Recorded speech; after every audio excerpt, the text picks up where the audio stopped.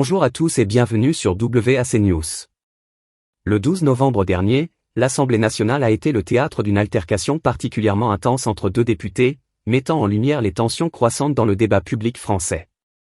D'un côté, Sébastien Delogu, député des Bouches-du-Rhône et membre de la France Insoumise, LFI. De l'autre, Aurore Bergé, députée de La République En Marche, EPR. Cet incident soulève des questions sur la nature et le ton du discours politique dans un climat déjà chargé. Lors de la session de questions au gouvernement, Aurore Bergé a abordé un sujet brûlant, un tweet controversé de sa collègue Marie Messmer, dans lequel elle minimisait la gravité des agressions antisémites à Amsterdam.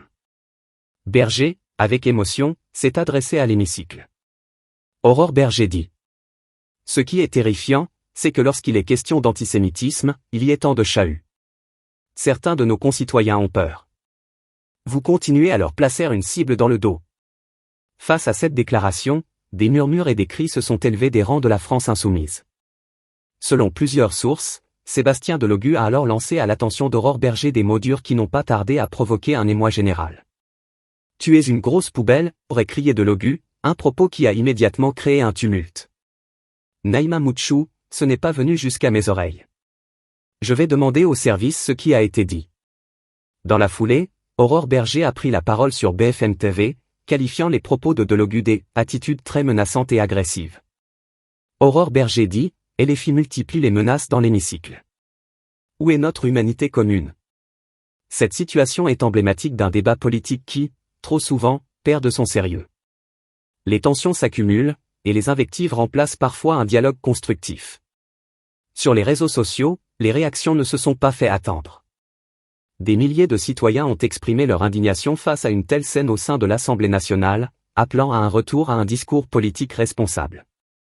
C'est inadmissible qu'on voit ça au Parlement. Il devrait donner l'exemple. Ce genre de comportement nuit à la démocratie. On a besoin de débats plus respectueux. Après l'incident, l'ambiance au sein de l'Assemblée est restée tendue.